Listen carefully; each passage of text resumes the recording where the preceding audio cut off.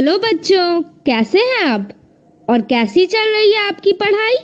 ये तो बहुत अच्छी बात है कि हम लोग प्रतिदिन सुबह 9 बजे से 10 बजे अपनी कॉपी और कलम के साथ मेरा दूरदर्शन मेरा विद्यालय कार्यक्रम देखने के लिए तैयार रहते हैं, जहां क्लास 6 से 8 की पढ़ाई होती है और साथ साथ कुछ अन्य रोचक जानकारियां भी हमें मिलती हैं।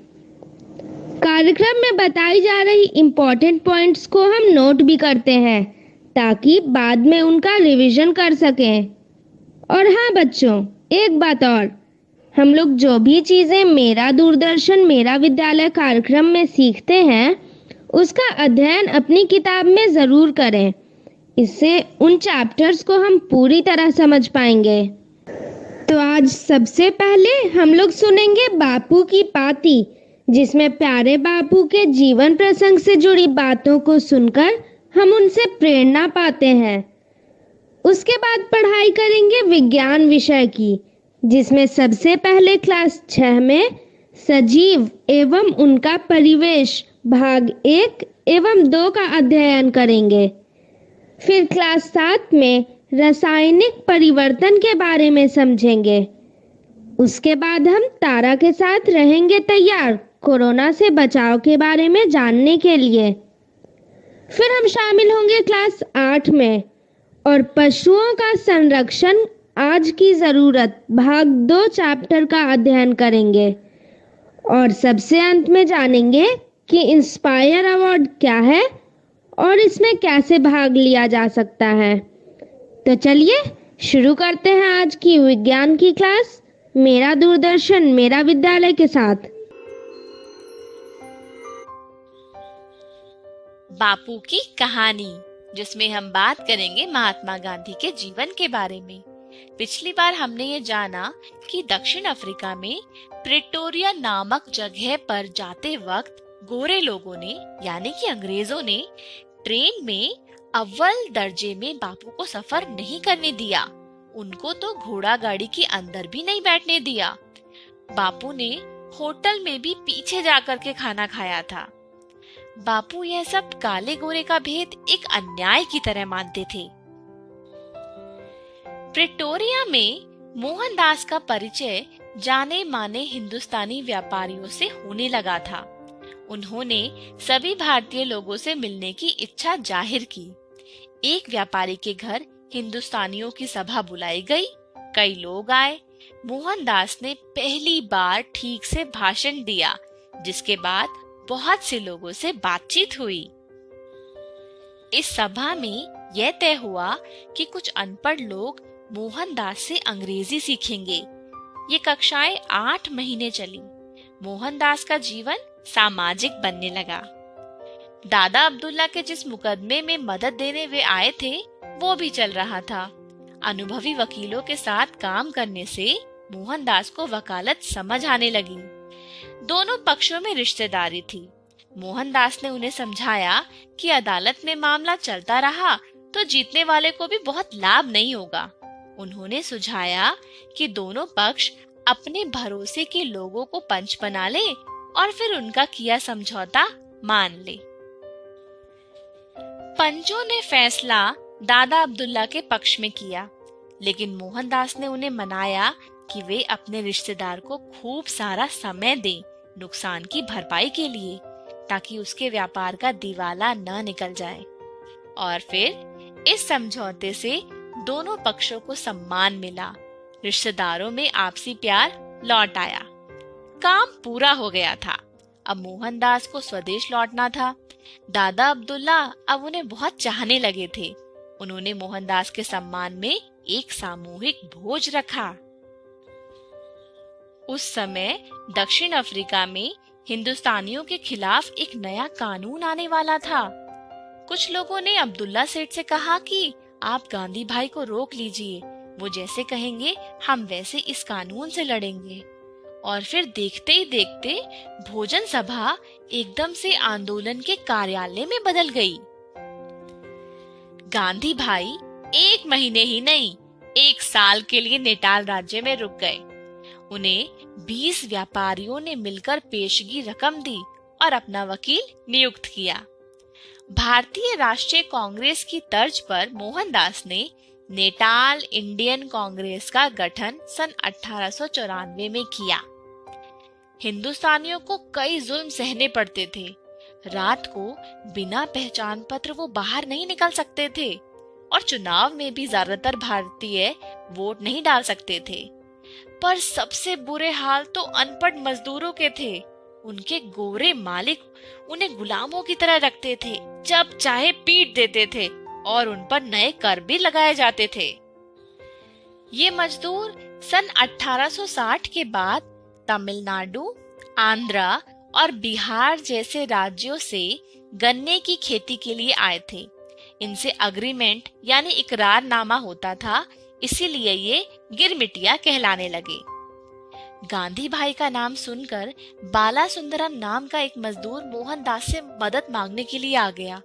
उसके गोरे मालिक ने उसे बुरी तरह पीट दिया था और उसके 2 दांत तोड़ दिए थे। उसका इलाज कराकर मोहनदास उसे एक मजिस्ट्रेट के पास ले गए। उसकी मुक्ति हुई। गांधी भाई गिरमिटिया मजदूरों के नेता हो गए। अब मोहनदास की कांग्रेस के साथ तरह तरह के हिंदुस्तानी आ गए थे।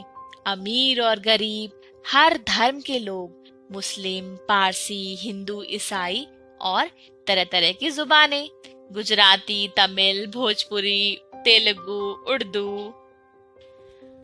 और अंग्रेजी भी। क्योंकि अब मोहनदास की दोस्ती कुछ गोरों के साथ भी होने लगी थी। उनका सौम्य और संकोची व्यवहार लोगों का मन जीत लेता था। आज के लिए इतना ही। अगली बार हम देखेंगे कि गांधी जी ने दक्षिण अफ्रीका में अन्याय के खिलाफ और कौन-कौन से काम किए।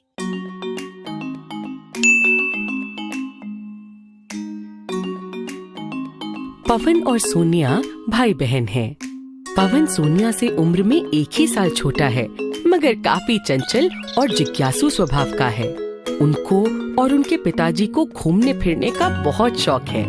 हर बार गर्मी की छुट्टियों में पूरा परिवार किसी नई जगह घूमने जाया करता है। एक दिन दोनों घर के पास वाली छोटी नहर में नहा रहे थे। पिताजी की उस दिन छुट्टी थी, वे भी उनके साथ ही थे। पवन, चलो देखते हैं कौन पानी में ज्यादा देर तक सांस रोक सकता है। ठीक है सोनिया। दोनों पानी में डुबकी लगाते हैं। पवन कुछ ही देर सांस रोक पाता है। सोनिया अधिक समय तक सांस रोक लेती है। तुम हार गए। देखा, मैंने कितनी देर तक सांस रोक के रखी थी। तो तुम भी कोई बहुत ज्यादा देर तक थोड़ी ना रोक पाई हो। हाँ, अब हम कोई डॉल्फिन तो है नहीं जो कि लंबे समय तक पानी के नीचे सांस रोक पाए। सोनिया, जरा सोचो, पानी में रहने वाली मछलियों और अन्य जलीय जीवों की बनावट हमसे कितनी अलग होती है। सही कहा।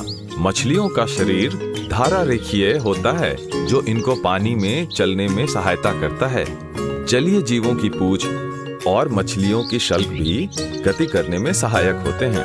बच्चों, क्या तुम्हें पता है कि डॉल्फिन कैसे सांस लेती है और यह मछलियों के सांस लेने से किस प्रकार अलग होता है?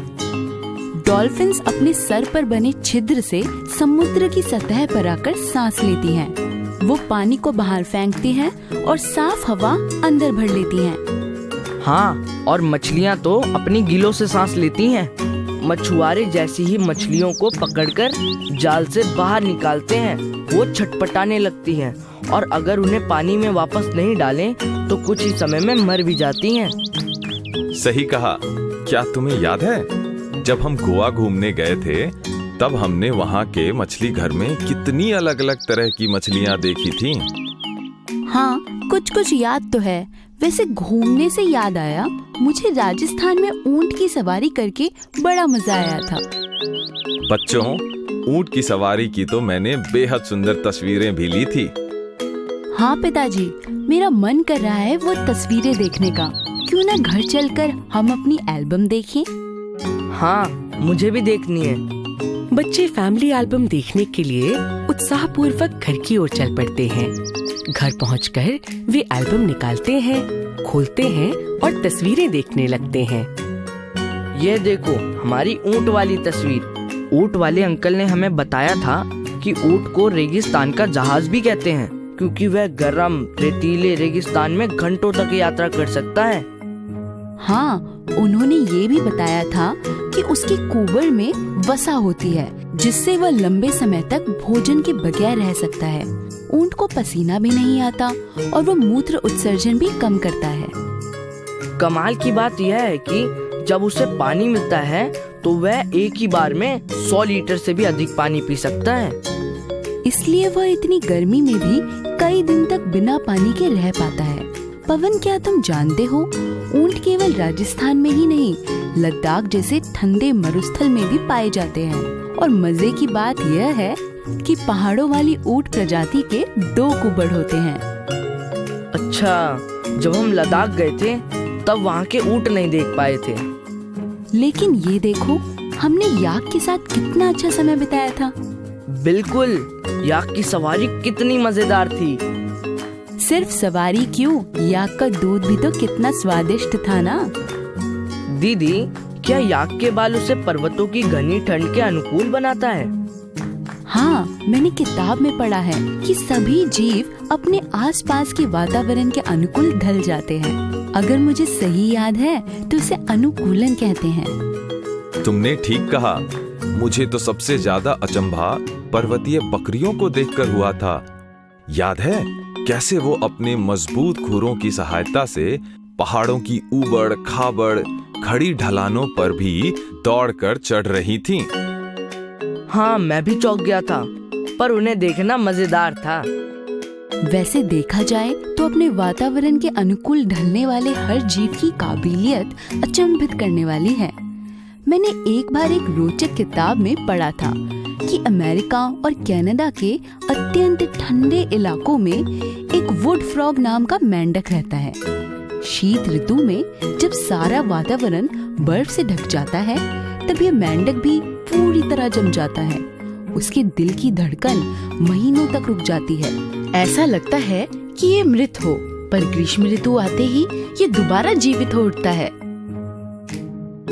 सच में, यह तो बहुत ही अद्भुत है। मुझे यह तो पता है कि भालू जैसे कई जीव शीत ऋतु में महीनों तक लंबी और गहरी नींद सो जाते हैं, और इसके लिए वह ग्रीष्म ऋतु में अत्यधिक भोजन करके अपने शरीर में वसा जमा करते हैं। लेकिन ये मेंढक तो इनसे भी आगे निकला।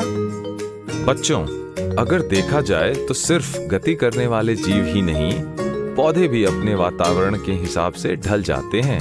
जैसे वर्षावनों की पत्तियां बेहद बड़ी होती हैं ताकि उनकी सतह से अधिक वाष्पोत्सर्जन, जिसे हम इवेपोरेशन भी कहते हैं, वो हो सके। ऐसा इसलिए होता है क्योंकि वहाँ जरूरत से अधिक जल होता है।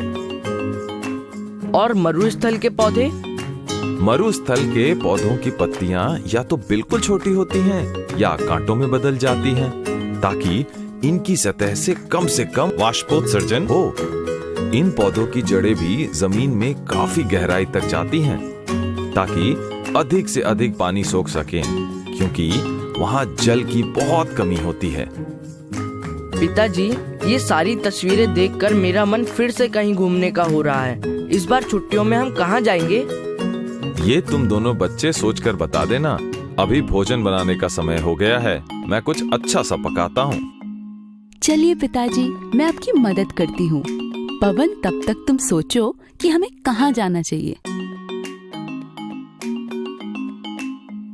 सोनिया और पवन, जो सोनिया का छोटा भाई है, कल शाम जीवों और उनके अनुकूलन की क्षमता पर चर्चा कर रहे थे। आज दोनों जब खेल रहे थे तो सोनिया के मन में कुछ सवाल आए।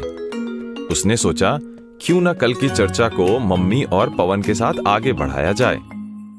माँ, कल पवन और मैं बात कर रहे थे कि कैसे जीव अपने आसपास के वातावरण के अनुसार ढल जाते हैं। हमने इस प्रसंग में पौधों और जीवों पर चर्चा की थी, लेकिन अब मेरे मन में ये सवाल आया है कि पौधे एक ही जगह पर रहते हैं और हम जैसे जीव इधर उधर घूम पाते हैं। ऐसे ही कुछ निर्जीव वस्तुएं हैं जो कि एक जगह पर टिकी रहती है, पर कुछ ऐसे भी हैं जो गतिवान होते हैं, जैसे कि वायु और जल। हाँ, सही कहा। लेकिन तुम्हारा सवाल क्या है सोनिया? मैं सोच रही हूँ कि वो कौन कौन सी चीजें हैं जो सजीवों को निर्जीवों से अलग करती है। दिलचस्प सवाल है। कुछ चीजें तो आसानी से समझ आ जाने वाली हैं, जैसे जीव वृद्धि करते हैं। हम जन्म के समय कितने छोटे होते हैं और धीरे धीरे बढ़ते जाते हैं और वयस्क हो जाते हैं। पक्षी एवं सरीसृप यानी रेप्टाइल्स जैसे जीव अंडे देते हैं, जिनमें से उनके बच्चे निकलते हैं और बड़े होकर वयस्क हो जाते हैं। पर माँ, ये लक्षण तो पेड़ पौधों में भी होते हैं। एक चीज जो मुझे समझ आ रही है वो ये है कि सभी जीव भोजन करते हैं, जिससे उन्हें ऊर्जा और पोषण मिलता है। हाँ, तो पेड़ पौधे भी तो सजीव होते हैं। पेड़ पौधे तो भोजन का प्राथमिक स्रोत होते हैं, क्योंकि वो प्रकाश संश्लेषण की क्रिया से अपना भोजन स्वयं बनाते हैं। बाकी जीव उन पर प्रत्यक्ष या अप्रत्यक्ष तौर पर निर्भर होते हैं। सोनिया, इस बात से मुझे एक और ख्याल आया। जो जीव भोजन ग्रहण करते हैं, उस भोजन में से कुछ हिस्सा जिसका शरीर उपयोग नहीं कर पाता, उसे जीव मलमूत्र के रूप में उत्सर्जित कर देते हैं। ऐसा सारे सजीव करते हैं। क्या? लेकिन मैंने पेड़ पौधों को मलमूत्र उत्सर्जित करते हुए तो कभी नहीं देखा। पेड़ पौधे अपने अपशिष्ट पदार्थ दूसरे तरीके से उत्सर्जित करते हैं। अपशिष्ट पदार्थ उनके कुछ भागों, जैसे कि उनकी छाल और पत्तियों में जमा हो जाते हैं। जब ये अपशिष्ट पदार्थ ज्यादा हो जाते हैं, तो पेड़ पौधे अपनी पत्तियां और छाल झाड़ देते हैं। अच्छा, इसका अर्थ है कि सभी जीव भोजन एवं उत्सर्जन दोनों करते हैं। सोनिया, कल हम पानी में सांस रोककर देख रहे थे ना। हम जीव सांस भी तो लेते हैं। अलग अलग जीवों के सांस लेने के तरीके अलग हो सकते हैं। हाँ, हमने जाना कि स्थलीय जीव नथुनों से और मछलियाँ गिल्स से तथा डॉल्फिन्स अपने सर के छिद्र से सांस लेती हैं। इसके अलावा कुछ जीव अपनी त्वचा से भी सांस लेते हैं, जैसे कि केंचुआ। और कुछ जीव जैसे मेंढक पानी और जमीन दोनों पर सांस ले सकते हैं। पानी में वो अपनी त्वचा से और जमीन पर अपने नथुनों से सांस लेते हैं। हाँ, और ये भी दिलचस्प बात है ना कि पेड़ पौधे दिन और रात में अलग अलग तरह से सांस लेते हैं। दिन में वह जब प्रकाश संश्लेषण करते हैं, तब ऑक्सीजन उत्पन्न होता है। वह अपनी जरूरत के ऑक्सीजन इस्तेमाल कर बाकी पर्यावरण में छोड़ देते हैं। जबकि सूर्य अस्त हो जाने के बाद प्रकाश संश्लेषण नहीं हो पाता, तो पेड़ पौधे ऑक्सीजन अंदर लेकर कार्बन डाइऑक्साइड बाहर छोड़ते हैं। ये सब काफी अद्भुत है ना। दुनिया में कितने प्रकार के अद्भुत जीव होते हैं और इनमें कितनी विविधताएं होती हैं। तुम सही कह रही हो, लेकिन इन विविधताओं के साथ साथ कई समानताएं भी होती हैं। जैसे जीव अपने वातावरण के अनुकूल ढल सकते हैं। वे भोजन एवं उत्सर्जन करते हैं, श्वसन करते हैं। कुछ जीव अपनी इच्छा अनुसार चल फिर भी सकते हैं। एक और महत्वपूर्ण कार्य है जो सभी जीव करते हैं। वो क्या? वो है प्रजनन।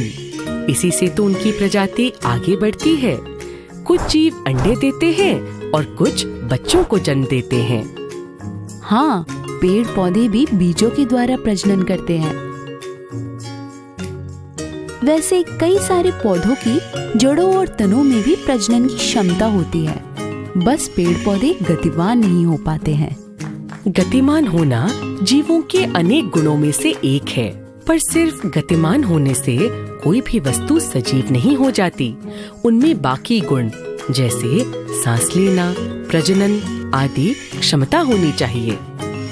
तभी वायु और जल भी गतिमान होकर भी निर्जीव है। क्या खूब समझ आया। धन्यवाद माँ। सचमुच हमारी दुनिया में वाकई बहुत विविधता है। हमने तो केवल कुछ ही जीवों पर चर्चा की है। वर्षावनों, जलाशयों, मरुस्थलों और घास के मैदानों में कितने ही जीव रहते हैं जिनके बारे में हम जानते ही नहीं। और कितने सारे सूक्ष्म जीव भी तो हैं जो हमारे आसपास की हवा, मिट्टी, भोजन, यहाँ तक कि हमारे शरीर में भी रहते हैं। हाँ, और अभी हमने जिन गुणों की चर्चा की है उनकी सहायता से हम समझ पाए हैं कि सजीव निर्जीवों से किस प्रकार भिन्न होते हैं। ये सब बहुत ही रोचक है। हमें इस बार की छुट्टियों में किसी ऐसी जगह घूमने चलना चाहिए जहाँ हम ढेर सारे अद्भुत जीवों को देख सके। इसलिए मैंने सोचा है कि इस बार गर्मी की छुट्टियों में घूमने के लिए केरल के वर्षावनों में जाएंगे।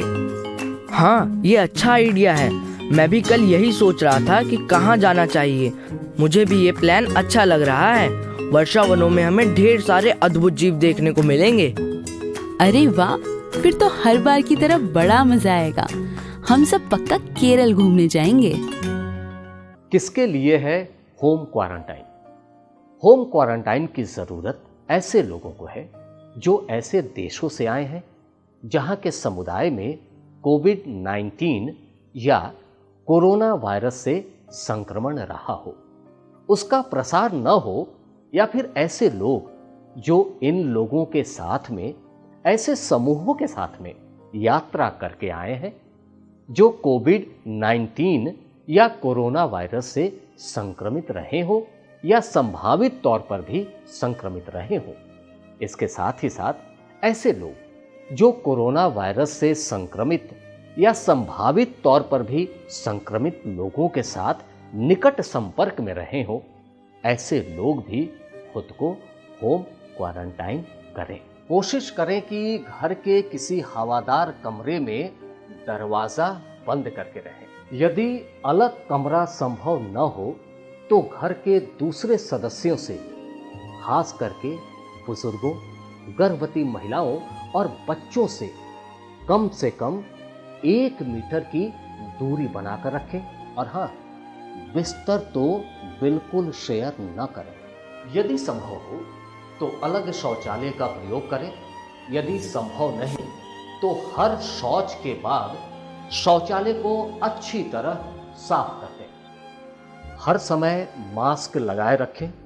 6 से 8 घंटों के अंदर नया मास्क बदल लें। साबुन, पानी या अल्कोहल वाले हैंड सैनिटाइजर से बार बार हाथ को धोएं। अपनी घरेलू चीज़ों जैसे बर्तन, ग्लास, कप, तौलिया आदि घर के अन्य सदस्यों से साझा न करें। कमरे, टेबल एवं अन्य फर्नीचर की नियमित फिनाइल मिले पानी से सफाई करें। कोई भी लक्षण, बुखार, खांसी एवं सांस लेने में तकलीफ होने पर 104 पर संपर्क करें एवं मेडिकल सहायता मिलने तक घर पर अलग थलग यानी क्वारंटाइन रहें।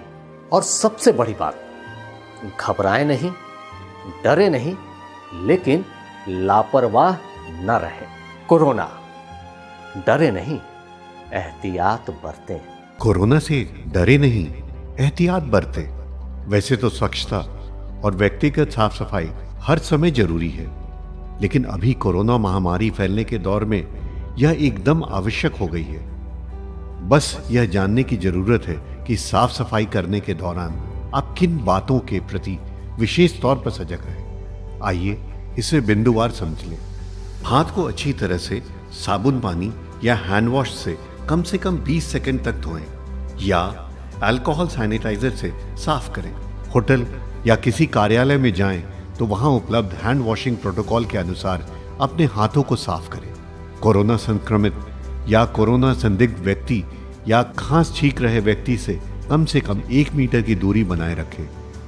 भीड़ भाड़ में मास्क लगाए रखें या मुंह नाक को ढक कर रखें। यदि घर में कोरोना संक्रमित व्यक्ति क्वारंटाइन में है तो उसके व्यक्तिगत उपयोग की चीजों जैसे बर्तन, ग्लास, कप, तौलिया, बिस्तर का इस्तेमाल न करें। फर्श और अन्य सतहों को घर में रोजाना प्रयोग किए जाने वाले ब्लीच घोल या फिनाइल से साफ करते रहें। शौचालय को भी घर में रोजाना प्रयोग किए जाने वाले ब्लीच घोल या फिनाइल से साफ करते रहें। ऑनलाइन सामान मंगाने पर डिलीवरी करने वाले व्यक्ति नियमित आने वाले घरेलू सामान जैसे दूध, अखबार इत्यादि के लिए सुरक्षात्मक तरीके अपनाएं। बस, ट्रेन, ऑटो, टैक्सी, दुकान के काउंटर के संपर्क में आने पर भी एहतियात बरतें। रासायनिक परिवर्तन। इस वीडियो का उद्देश्य है क समझना है कि रासायनिक परिवर्तन क्या है, ख रासायनिक परिवर्तन से संबंधित उदाहरण को समझना है।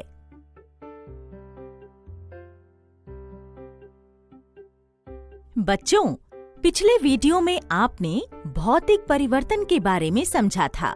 भौतिक परिवर्तन में कोई नया पदार्थ नहीं बनता है।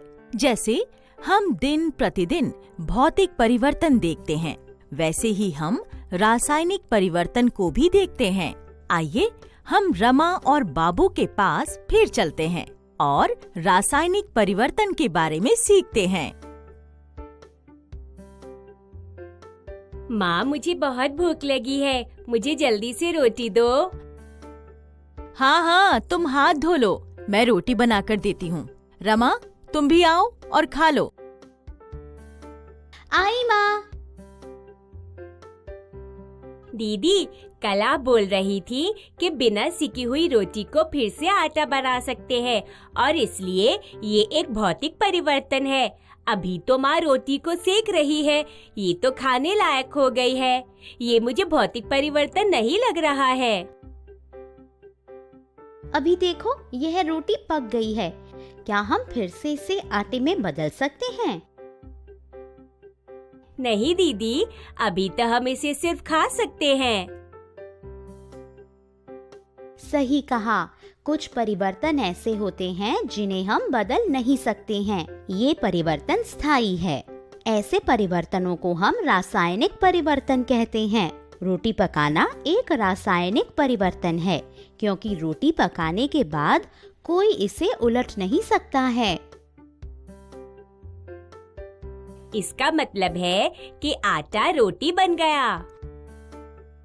हाँ, रासायनिक परिवर्तन में नई चीज बनती है। जब हम भोजन करते हैं तो पेट भोजन को पचाता है और भोजन को छोटे और सरल पदार्थों में विभाजित करता है। तब ऊर्जा का उत्पादन होता है। इसलिए तुमने जो रोटी खाई है वह पूरी तरह से दूसरे पदार्थ में बदल गई है। यह रासायनिक परिवर्तन की विशेषता है। रासायनिक परिवर्तन के अंत में एक नया पदार्थ बनता है। क्या आप बता सकते हैं, अगर प्रकाश संश्लेषण एक रासायनिक परिवर्तन है? अगर आपका उत्तर हाँ है, तो इसका क्या कारण है? बाबू, क्या तुम और उदाहरण सोच सकते हो? दीदी हाँ, ये जो जमाया गया दही है वह भी रासायनिक परिवर्तन का परिणाम है। दही दूध से जो बनती है। बहुत सही कहा। पता है, रासायनिक परिवर्तन में द्रव्यमान बदलता है। तुमने अपना खाना खा लिया हो तो इधर आओ। इस मोमबत्ती को अभी हम माचिस की तीली से जलाएंगे। अभी तुम क्या देख रहे हो? दीदी, मैं देख रहा हूँ कि बड़ी मोमबत्ती जल्दी से छोटी होती जा रही है। यह तो जलकर छोटा हो गया और थोड़ा कार्बन डाइऑक्साइड और थोड़ा भाप में भी परिवर्तित हो गया। ये दोनों हवा में चले गए हैं। माचिस से कोयला, लकड़ी इत्यादि को जला सकते हैं और ये सब रासायनिक परिवर्तन है। क्या मैंने सही कहा दीदी? अचरज की बात है कि बहुत कम ऊर्जा वाली छोटी माचिस की तीली जब लकड़ी या कोयला को जलाती है, तब बहुत अधिक ऊष्मा और प्रकाश ऊर्जा निकलती है। दीदी, मुझे याद आ गया। अब दीपावली आ रही है और जो पटाखे हमने खरीदे हैं वह जलेंगे तो ये रासायनिक परिवर्तन होगा। वाह, पटाखे जलाने को रासायनिक परिवर्तन के रूप में वर्गीकृत किया गया है, क्योंकि पटाखे जलने के बाद गर्मी, ध्वनि और प्रकाश जैसे नए उत्पाद बनते हैं। यह परिवर्तन अपरिवर्तनीय और स्थायी भी हैं। रासायनिक परिवर्तन काफी खतरनाक लग रहे हैं। पता है बाबू, कुछ रासायनिक परिवर्तन बहुत उपयोगी होते हैं, जैसे कई तत्वों को मिलाकर रासायनिक परिवर्तन के फलस्वरूप दवाई, साबुन इत्यादि बनते हैं, जो मनुष्यों के लिए काफी लाभदायक हैं। अच्छा दीदी, फिर रासायनिक परिवर्तन के दुष्प्रभाव क्या है? खाने की चीज जब रासायनिक परिवर्तन के कारण खराब होती है, वह एक अनचाहा परिवर्तन होता है। इसकी वजह से खाने के पोषक तत्व नष्ट होते हैं और खाना खाने योग्य नहीं रहता। जलना, विस्फोट होना, खाना खराब होना, रंग बदलना और गंध आना, ये सब रासायनिक परिवर्तन के अवांछित पहलू हैं। दीदी, आपने मुझे इतनी अच्छी तरह से समझाया है। ये जानकारी मेरे गृह कार्य में बहुत मदद करेगी। बच्चों, जैसा कि आपने देखा, रासायनिक परिवर्तन अपरिवर्तनीय हैं। कुछ मानव जाति के लिए फायदेमंद हैं और कुछ हानिकारक हैं। हमने आज विभिन्न रासायनिक परिवर्तनों के बारे में सीखा है। अगले वीडियो में हम जंग लगने और क्रिस्टलीकरण के बारे में जानेंगे। फिर मिलेंगे।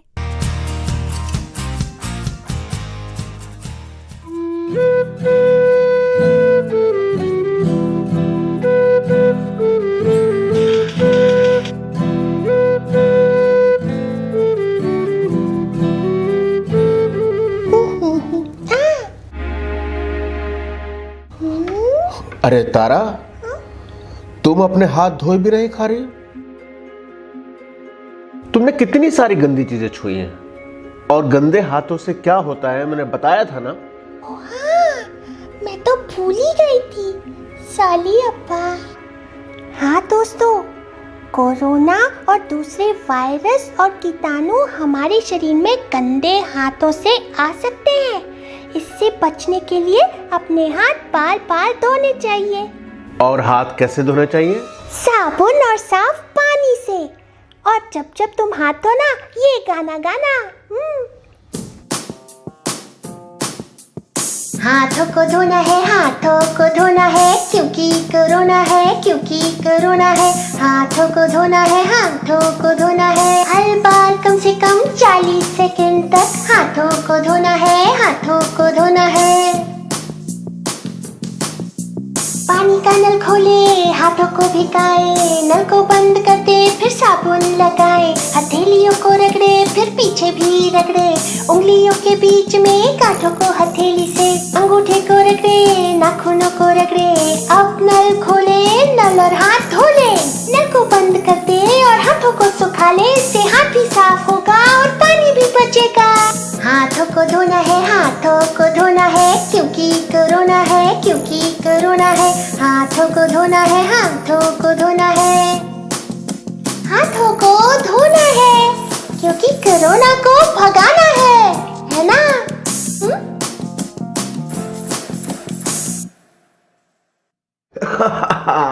बहुत अच्छा गाना था तारा, बहुत अच्छा। थैंक यू अप्पा। अब बताओ, कब कब हाथ धोना है तारा? मुझे याद है अप्पा। ओके। हाथों में खांसने या छींकने के बाद,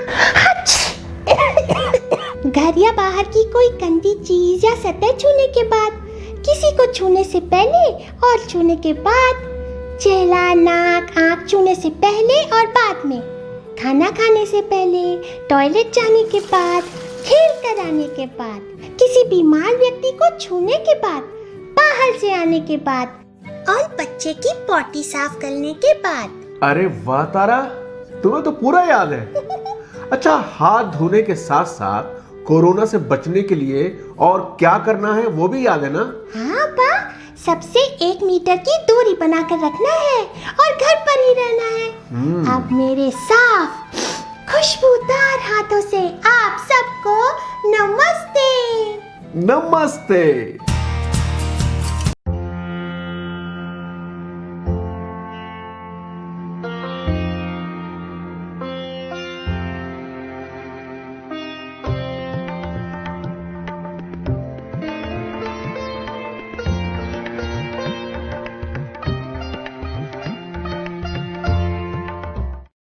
सानिया एक 13 साल की 8वीं क्लास में पढ़ने वाली लड़की है, जिसे नई नई चीजों के बारे में जानना पसंद है। कबीर सानिया का बड़ा भाई है, जिसकी उम्र 14 वर्ष है। वो सभी गतिविधियों और खोजों में सानिया की मदद करता है।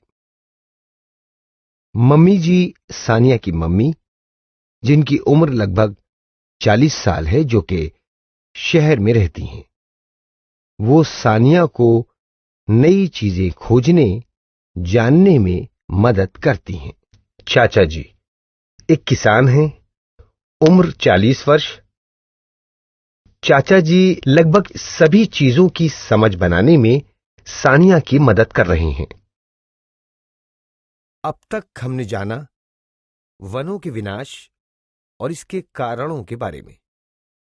इंसान की जरूरतों की चीजों के लिए प्राकृतिक आपदाओं के कारण, वनों के विनाश के खतरनाक प्रभाव जैसे प्रदूषण बढ़ना, मिट्टी का उपजाऊपन कम होना, तापमान, गर्मी बढ़ना, बाढ़, सूखा के बारे में। वनों की सुरक्षा के उपाय जैसे कागज, लकड़ी का दोबारा प्रयोग करना, दोबारा नए वृक्ष लगाना। भैया देखो देखो वो जानवर, ये कैसा जानवर है? दिखने में तो यह है कुछ गिलहरी जैसा लगता है ना? ये गिलहरी ही है। इतनी बड़ी गिलहरी हमारे घर के पास और गांव में भी मैंने जो गिलहरी देखी है वो तो इससे छोटी थी। उसका तो रंग भी अलग था। इस तरह की गिलहरी इस क्षेत्र में ही पाई जाती होंगी, है ना चाचा जी? बिल्कुल सही कहा। इस तरह की गिलहरी कुछ खास जगहों पर ही मिलती है। ओह अच्छा, तो क्या ऐसे कुछ पेड़ पौधे भी होते हैं जो किसी विशेष क्षेत्र में ही उगते हैं? देखो यहाँ ये फूल और ये सब पेड़ हैं। ऐसे पेड़ भी मैंने बस यहीं देखे हैं। ये पलाश के फूल हैं और ये हैं बबूल के पेड़। हाँ, ये यहाँ झारखंड के वनस्पति जात हैं। वनस्पति जात मतलब किसी जगह पर पाए जाने वाले पौधे, ठीक कहा ना मैंने? बिल्कुल सही। दोस्तों, जिस क्षेत्र में आप लोग रहते हैं वहाँ आपको किस किस तरह के पौधे और जीव जंतु देखने के लिए मिलते हैं, बताइए। इन जंगलों में बाघ भी रहते हैं। रास्ते में मैंने देखा था बेतला नेशनल पार्क, पलामू बाघ आरक्षित क्षेत्र लिखा था उस पर। मैंने तो सुना था कि आजकल बाघों की संख्या कम होती जा रही है। हाँ, बाघ ऐसा जंतु है जो धीरे धीरे हमारे वनों से खत्म होता जा रहा है। इन्हीं बाघों की सुरक्षा के लिए सरकार ने कुछ जगहों को बाघ आरक्षित क्षेत्र घोषित किया है। ओह हाँ, जैसे गैंडा। सरकार ने कुछ जगहों को गैंडों की सुरक्षा के लिए आरक्षित क्षेत्र घोषित किया है। दोस्तों, क्या केवल बड़े जंतुओं का ही विलुप्त होने का खतरा है? क्या कुछ और भी जंतु हैं जो संकट में हैं? क्या लगता है आपको? कुछ लुप्त प्राय प्रजातियां जैसे पश्चिमी ट्रैगोपैन, हाथी, बाघ, कई सींगों वाले हिरण आदि हैं।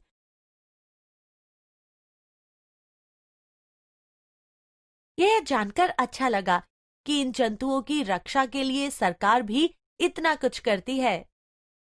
तुम्हें क्या लगता है, इन जंतुओं का संरक्षण क्यों जरूरी है?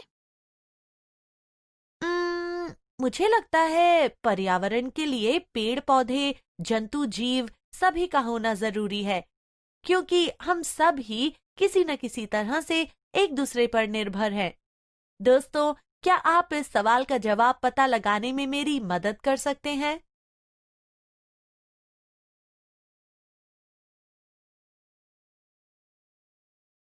सानिया, क्या तुम कुछ और भी जीवों के नाम जानती हो जो संकट में हैं? मैंने जंगली भैंसा, बारहसिंघा और गिद्ध के बारे में सुना था कि ये कम हो रहे हैं। दोस्तों, क्या आप किसी संकटग्रस्त प्रजाति का नाम जानते हैं? बताइए।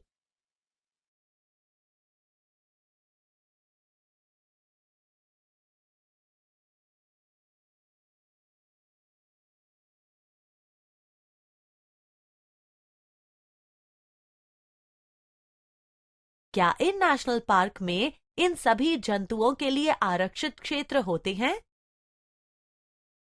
असल में वह जैव मंडल आरक्षित क्षेत्र होते हैं। यह वनस्पतियों, जीवों, भूवैज्ञानिक के लिए संरक्षित क्षेत्र है, जो संरक्षण के उद्देश्यों के लिए आरक्षित और प्रबंधित है और अध्ययन या अनुसंधान के लिए विशेष अवसर प्रदान करता है। किसी जैव मंडल आरक्षित क्षेत्र में कई अन्य संरक्षित क्षेत्र भी हो सकते हैं। देखो ये तस्वीरें मध्य प्रदेश के पंचमढ़ी जैव मंडल आरक्षित क्षेत्र की है। हाँ, लेकिन क्या उन जानवरों को वैसा वातावरण मिल पाता होगा जैसा उन्हें जंगल में मिल सकता है? सोचो। वहां उन्हें जंगलों जैसा वातावरण नहीं मिल पाता होगा, ना ही वे अपने पिंजरों से बाहर स्वतंत्र घूम सकते हैं।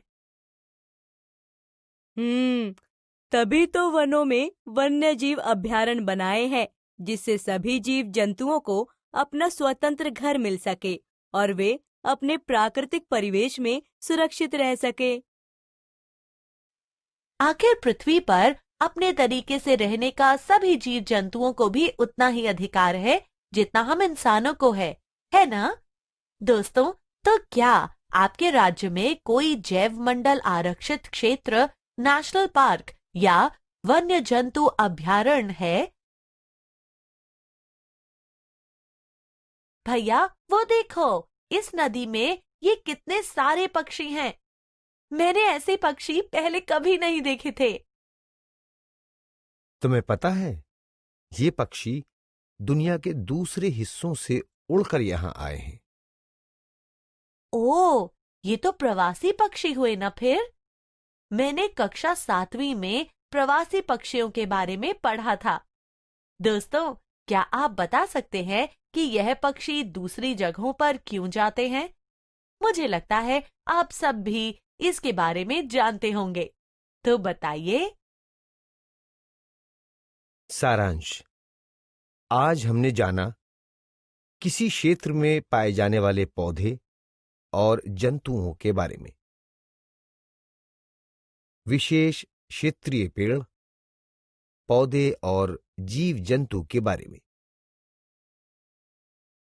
संकटग्रस्त जंतुओं के बारे में। वनों व जीवों के संरक्षण के लिए सरकार ने कई योजनाएं, कार्यक्रम तथा क्षेत्र बनाए हैं, जैसे जैव मंडल आरक्षित क्षेत्र, वन्य जीव अभयारण्य, नेशनल पार्क यानी राष्ट्रीय उद्यान।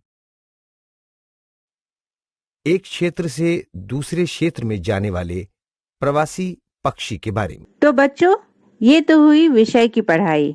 अब वक्त है इंस्पायर अवार्ड योजना से संबंधित एक वीडियो देखने का। वीडियो देखने के पहले मैं आपको एक सूचना दे दूं। इंस्पायर अवार्ड के लिए 1 जून 2020 से नॉमिनेशन शुरू हो गया है। आप इस वीडियो को देखें, अपने आसपास की समस्या या कोरोना के कारण हमारे जीवन में आए समस्याओं के तकनीकी समाधान से संबंधित एक आइडिया सोचें और उसे इंस्पायर की वेबसाइट पर अपलोड करने के लिए विद्यालय खुलने पर शिक्षकों या प्रधानाध्यापकों से बात करें। चयनित आइडिया को भारत सरकार के डिपार्टमेंट ऑफ साइंस और टेक्नोलॉजी द्वारा मॉडल बनाने के लिए 10,000 की राशि भी दी जाती है। तो आइए देखते हैं आज इंस्पायर अवार्ड से संबंधित ये वीडियो।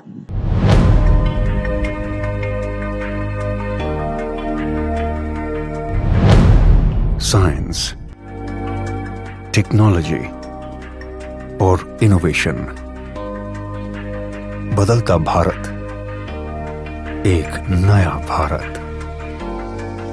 बदलते भारत की इस तस्वीर में बच्चे भी अपने इनोवेशन से रंग भर रहे हैं। बच्चों के नए नए आइडिया बड़ी बड़ी समस्याओं का समाधान सुझा रहे हैं। जैसे अंडमान और निकोबार के सयन अख्तर शेख ने गैस सिलेंडर के कैप को आसानी से खोलने का औजार बनाया है। और मध्य प्रदेश की रहने वाली सुलोचना काकोडिया ने एक अनोखी ऑटोमेटिक टॉयलेट क्लीनिंग मशीन बनाई है।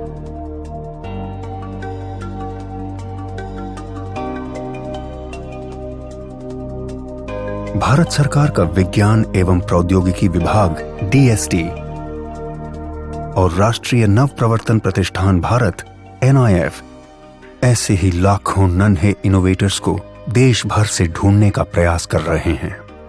और इस अभिनव प्रयास का माध्यम है इंस्पायर अवार्ड्स मानक। इस प्रतियोगिता में कक्षा 6 से 10 तक के स्कूली बच्चे भाग लेते हैं, जिसमें सबसे पहले स्कूलों में प्राध्यापक द्वारा आइडिया प्रतियोगिता आयोजित की जाती है। इसके जरिए बच्चों के बेस्ट 2 से 3 आइडिया का चयन किया जाता है, जिसका नामांकन इंस्पायर अवार्ड्स मानक के वेब पोर्टल पर स्कूल द्वारा किया जाता है।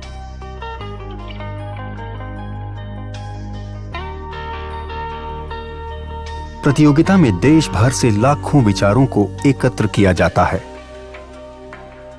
फिर 1 लाख सर्वश्रेष्ठ विचारों का चयन कर उन्हें प्रोटोटाइप बनाने के लिए 10,000 रुपए की आर्थिक सहायता दी जाती है।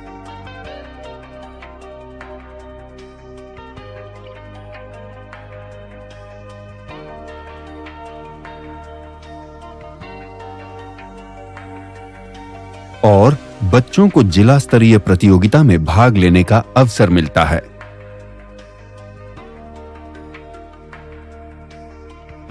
इसके बाद 10,000 आइडिया को राज्य स्तरीय प्रदर्शनी में भाग लेने का मौका मिलता है, जहां से श्रेष्ठ 1000 आइडिया को राष्ट्र स्तरीय प्रतियोगिता के लिए चयनित किया जाता है। इन आइडिया के प्रोटोटाइप को बेहतर बनाने के लिए NIF देश के विभिन्न तकनीकी संस्थानों के सहयोग से मेंटरिंग वर्कशॉप के जरिए विद्यार्थियों को मदद और तकनीकी सलाह उपलब्ध कराता है।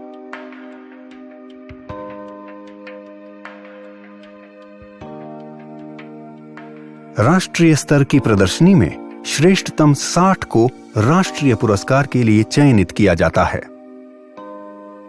NIF चयनित सभी 60 प्रोटोटाइप की उपयोगिता, व्यावसायिकता की संभावनाओं की जांच कर उसे DST और अपनी अन्य योजनाओं से जोड़ने का प्रयास करता है।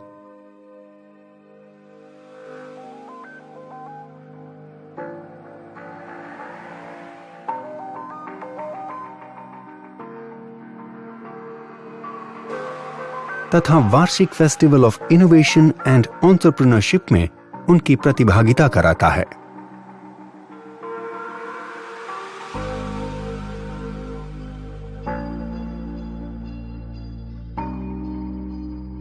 अधिक जानकारी के लिए www.inspireawards-dst.gov.in पर जाएं। आइए लाखों विद्यार्थियों को भविष्य के इनोवेटर्स बनने में हम भी मदद करें और उन्हें कुछ नया और बेहतर करने के लिए प्रेरित करें और इन बच्चों के आइडिया के जरिए एक नया भारत बनाएं। इंस्पायर अवार्ड्स मानक, Inspiring Innovators of Tomorrow. Million Minds Augmenting National Aspiration and Knowledge.